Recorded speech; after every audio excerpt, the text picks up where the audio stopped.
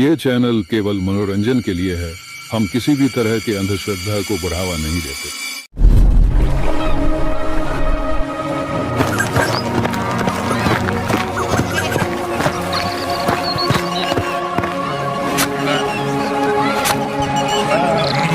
अरे हरिया, तुम अभी तक खेत में क्या कर रहे हो? अंधेरा होने वाला है, घर चले जाओ, वरना तुम्हें पता है ना। हाँ मान सिंह, पता है, मुझे डराओ मत, पर थोड़ा सा काम बचा है, ये निपटा कर जा ही रहा हूँ।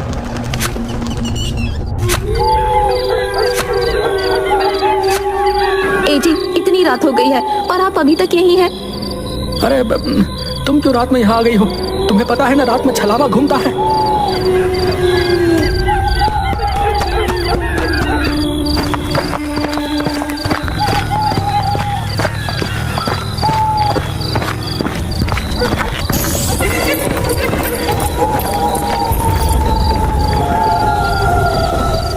क्या हो गया?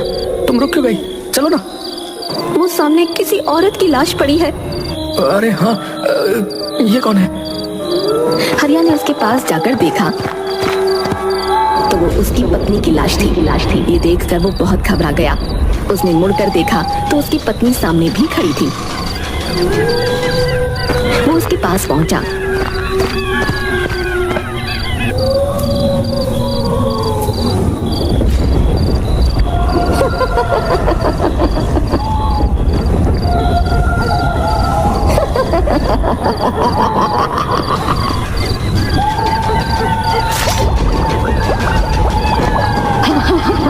ताजा ताजा दिल, स्वादिष्ट।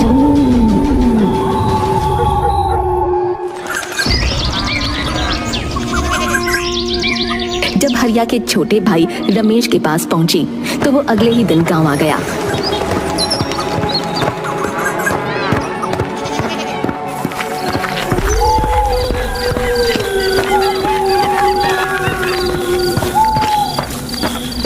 कितने बरसों बाद आज गाँव आना हुआ है। यहाँ से जाते समय सोचा भी नहीं था कि वापसी किसी की मौत पर होगी। हे भगवान, मुझे इस बुरे समय को झेलने की शक्ति दे। रमेश काफी सालों बाद गांव आया था। वो बदले हुए गांव को देखता हुआ अपने घर की तरफ बढ़ रहा था। उसके मन में गांव में आने की खुशी भी थी और अपने भैया भाभी को खोने का दुख भी था। तभी अचानक उसे हरिया ने आवाज दी। अरे रमेश, अरे तुम आ गए। अरे कैसे हो? भैया आप तो नहीं, मैं ठीक हूँ, पर छलावा ने तुम्हारी भाभी को मार दिया। लेकिन मान सिंह ने तो फोन पर बताया था कि तभी दूसरी तरफ से किसी की आवाज आई। उसने उस तरफ देखा तो वहाँ मान सिंह खड़ा था। उसने फिर से मुड़कर हरिया की तरफ देखा तो वो गायब हो चुका था। तुम इतनी रात में क्यों आए हो? तुम्हें पता है ना इस गांव में छलावा का प्रकोप है। ये तो शुक्र मनाओ कि मैं समय पर आ गया, वरना आज तुम्हारे साथ भी वही होता जो तुम्हारी भाभी और भैया के साथ हुआ था। चलो यहाँ से। मुझे लगा सचमुच मेरे भैया जिंदा हैं। उनको सामने देखकर मैं छलावा के बारे में भूल ही गया था। नहीं, वो जा चुके हैं। चलो घर, चलो जल्दी।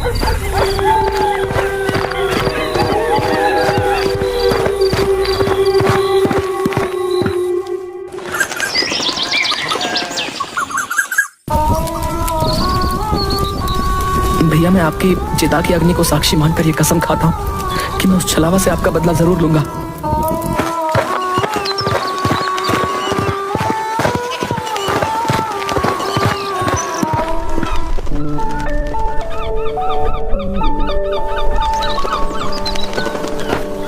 अंतिम संस्कार के बाद वो अपने बचपन के दोस्त गगन से मिलने निकल गया। पर जब वो उसके घर पहुंचा तो वहाँ ताला लगा हुआ था। वो उसके बारे में किसी से पूछने ही वाला था कि तभी वो आ गया। अरे रमेश, तू कब आया? मैं तो कल आया था, पर तेरे घर में ताला क्यों लगा हुआ है? अरे मैं कुछ काम से पड़ोस के गांव गया हुआ था, बस अभी आया हूँ। तभी अचानक शोर मचने लगा। पता चला गांव से बाहर जाने वाले रास्ते पर एक लाश मिली है। उस लाश का भी दिल निकाला जा चुका था और उसका मुंह भी कुचला हुआ था। हे भगवान, ये इस गांव में हो क्या रहा है? जरूर ये छलावा का काम होगा, लेकिन मैंने तो कभी नहीं सुना कि छलावा लोगों का दिल निकालता है। पहले नहीं निकालता होगा, पर अब इन लोगों में भी अपडेट आने लगे हैं। तुझे हंसी आ रही है? ये कोई हंसने की बात नहीं है, लोग मर रहे हैं। सॉरी, तो फिर इससे बचने के लिए क्या किया जाना चाहिए बता?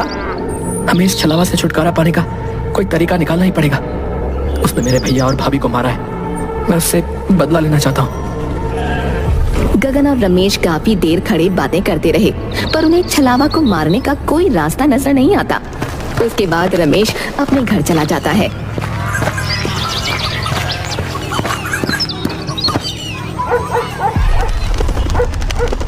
मैं छलावा से बदला तो लेकर रहूंगा, कुछ भी हो जाए। रमेश छलावा को मारने के तरीके सोच रहा था। किसी ने उसका दरवाजा जोरों से खटखटाया। वो झिझक गया। कौन है? कौन है? अरे मैं हूँ मान सिंह, जल्दी से दरवाजा खोलो, छलावा ने किसी को मार दिया है। आता हूँ। रमेश हड़बड़ाहट में उठा और उसने जाकर दरवाजा खोला। सामने मान सिंह की लाश पड़ी थी। उसके सीने से उसका दिल निकाला जा चुका था और जमीन खून से लाल हो चुकी थी। ओह माय गॉड, ये क्या हो गया? मान सिंह, तुम्हारे साथ ये किसने किया?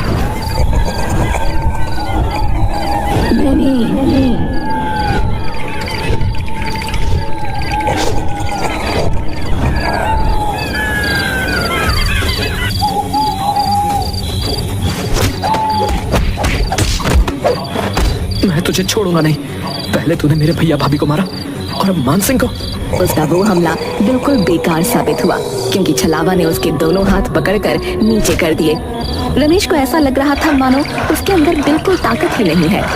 तभी छलावा मुस्कुराया और उसने अपना एक हाथ रमेश के सीने के अंदर डाल दिया। ये होते ही अचानक रमेश की आंख खुली और उसने देखा कि वो अपने बेड पर है।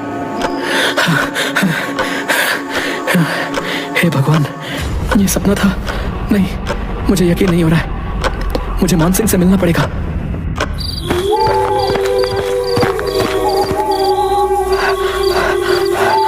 अरे क्या हुआ? तुम ऐसे हाफ क्यों रहे हो?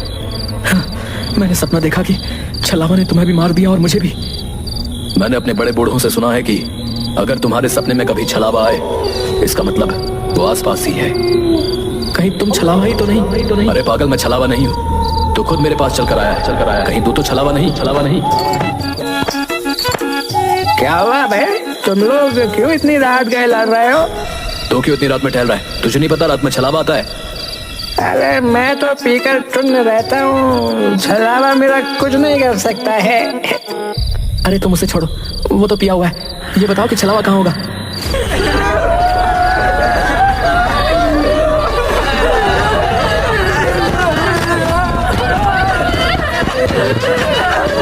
क्या हुआ सरपंच जी?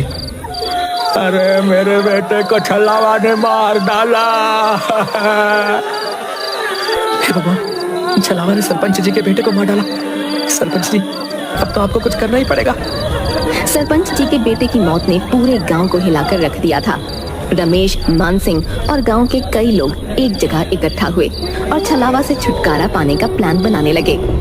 इस छलावा को रोकना ही होगा, हमें कुछ करना पड़ेगा। लेकिन कैसे? वो तो रात में आता है और हमें अंधेरे में दिखाई भी नहीं देता। इस छलावा से छुटकारा पाने का एक ही तरीका है। अगर हम उसे दिन में पकड़ लें तो उसे मार सकते हैं, क्योंकि दिन में वो बहुत कमजोर होता है। पर वो दिन में भला कैसे मिलेगा?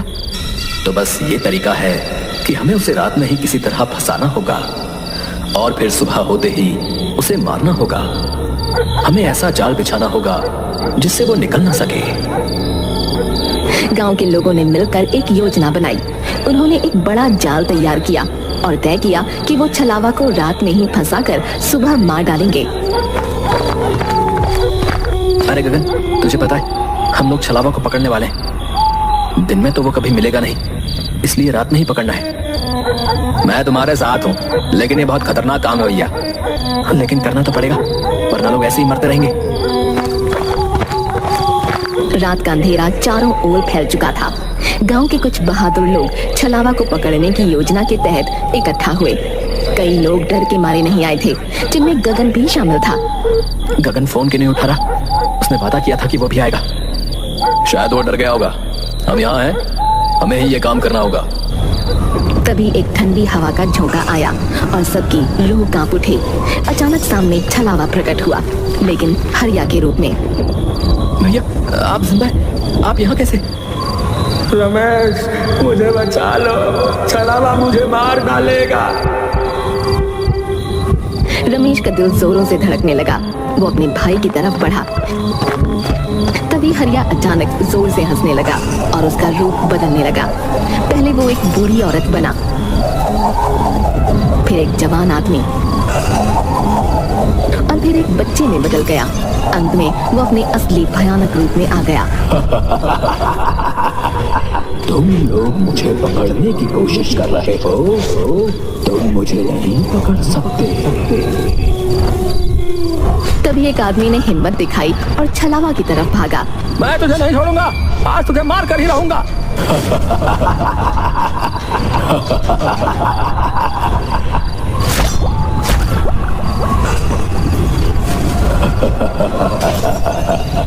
ये लो तासा तासा दिल खाओ।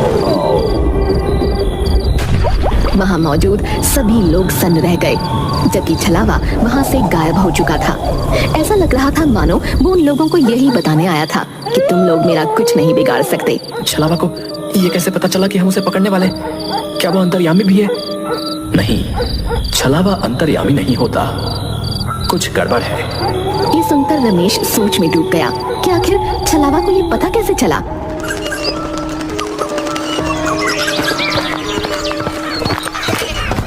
गगन, तुम कल रात को क्यों नहीं आए? मैंने तुम्हें कई बार फोन किया। यार मेरी तबीयत ठीक नहीं थी, इसलिए नहीं आ सका यार, सॉरी यार। रमेश और गगन गांव की गलियों में टहलते हुए एक पुराने मंदिर के पास पहुंचे।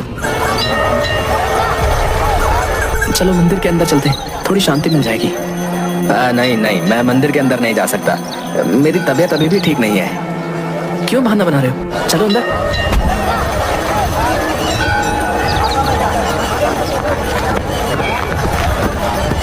गगन, ये गलत बात है, मंदिर में तो जाना चाहिए।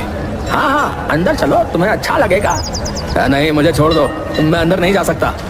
गगन पूरी तरह छटपटाने लगा, लेकिन रमेश, मान सिंह और सरपंच ने मिलकर उसे पकड़ा और मंदिर के अंदर खींच लिया।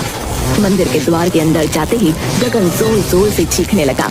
मुझे पता चल चुका है कि तुम ही छलावा हो। जिस लड़के का छलावा ने मुंह कुचल दिया था, उसकी पोस्टमार्टम रिपोर्ट आज सुबह आ गई और पता चला कि वो तो गगन था। गगन यानी जो गगन मुझसे मिलता है वो छलावा है। वो छलावा है जो दिन में गांव की खबरें लेने आता है और रात में शिकार करता है। भयानक बदलाव आ गया। उसकी आंखें लाल हो गईं और उसका चेहरा जैसे फटने को हो गया। वो खुद को छुड़ाने की कोशिश में बुरी तरह से चीख रहा था। नहीं, मुझे छोड़ दो। तूने मेरे भैया भाभी दोस्त सबको मार डाला। आज मेरा बदला पूरा होगा। रमेश और बाकी लोगों ने उसे मंदिर के पवित्र स्थान की तरफ खींचा और उस पर गंगा जल डाला। छलावा की चीखें और भी तेज हो गईं और उसके शरीर से धुआं निकलने लगा। मंदिर के पवित्र वातावरण में वो धीरे धीरे राख में बदलने लगा। ये हमारे गांव की शांति के लिए जरूरी था। अब छलावा का आतंक खत्म हो जाएगा। छलावा का शरीर पूरी तरह से जलकर राख हो गया। सबने राहत की सांस ली और गांव में फिर से शांति लौट आई।